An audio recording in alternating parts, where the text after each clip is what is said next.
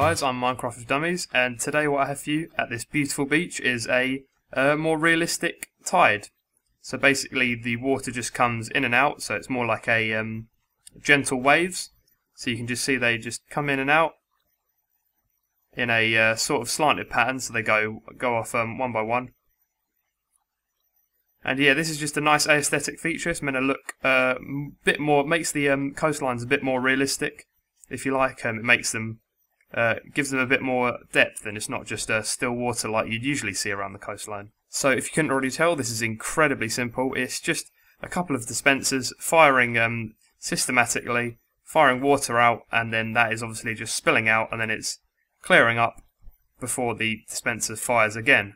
So as I said, it's incredibly easy to implement, and as long as you've got the right sort of coastline, it needs quite a big beach to do, but as long as you've got the right sort of area to do it in, I think it's a really nice feature and just adds a little bit more depth to the beach really. So if we take a look at it from closer up, you can obviously hear the dispensers firing, and if I just turn them off now, if I just come over here and turn it off. So now with all of the dispensers turned off, the coastline is actually not particularly even. It comes out a little bit further on this side, but I think that actually just makes it a little bit nicer, and it makes it come out a little bit further. And basically all this is the source blocks to the ones carrying over here aren't actually until this point over here. So you can actually see it. You can see that from that point along it's all running water, and then obviously it just stops when it gets to this point, as that's where it runs out. So I've just strategically placed these dispensers along, and then when they fire, the water just comes up and moves along, and then that also kind of levels out. It also kind of levels it out at the back, and from far away you can't actually notice that it's not level. And to be honest, I think even up close it still doesn't even look too bad.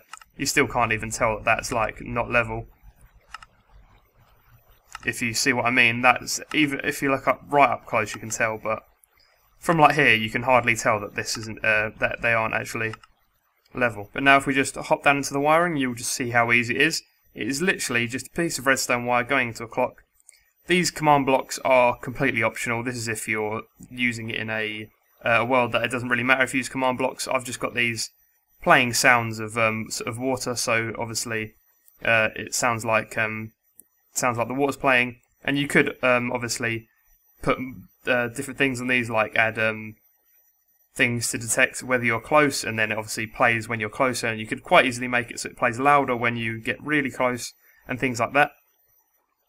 But yeah, that's only really if you're doing if you're using it in a creative world or a adventure map or things like that. So these aren't actually necessary. You can just delete them.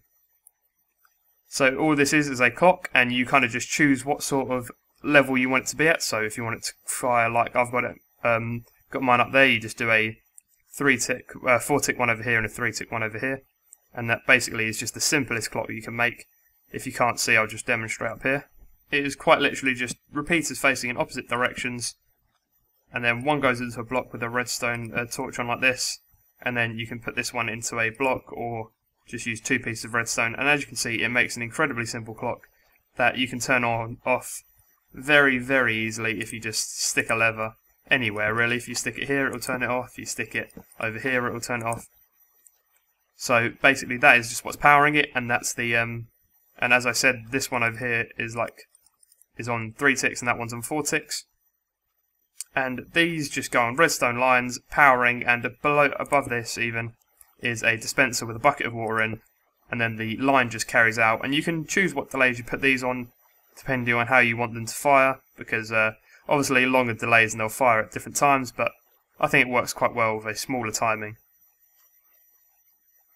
And these torches all along here are actually just to hold the sand up, because obviously it's a massive pain working at beaches because of all the sand, but if you can get by that, this is quite a nice little project, and I think it makes the beach look quite a lot nicer actually if you've got it turned on.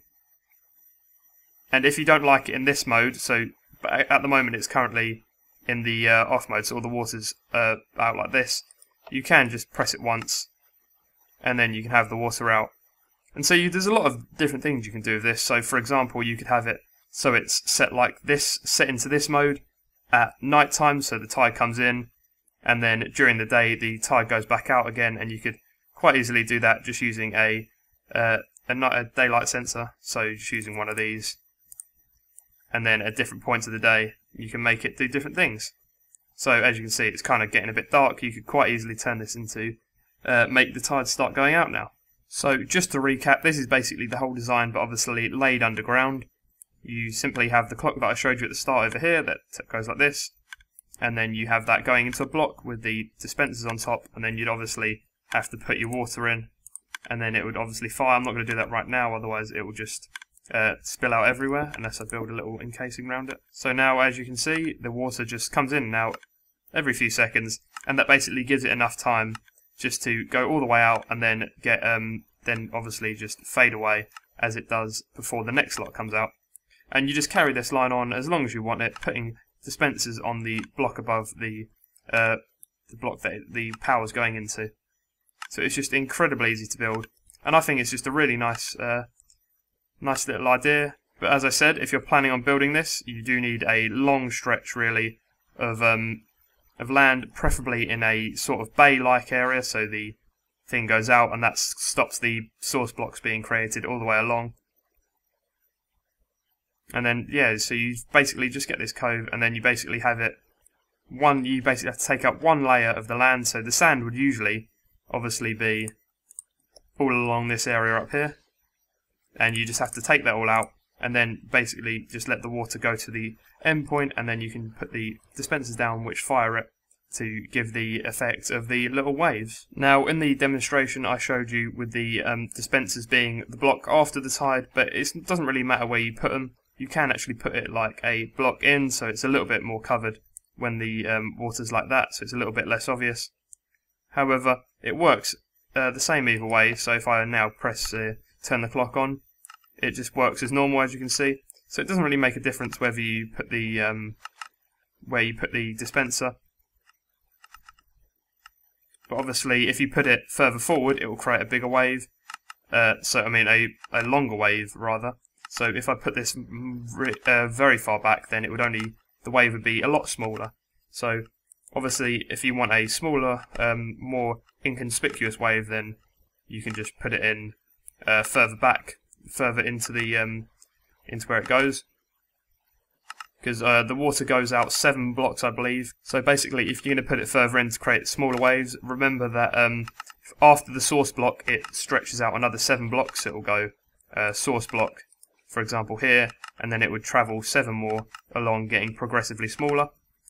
So just bear that in mind with if you're trying to make smaller ones. So for example, if I went 4 backwards, then the wave would only go out 3 rather than this one where it goes out another 7.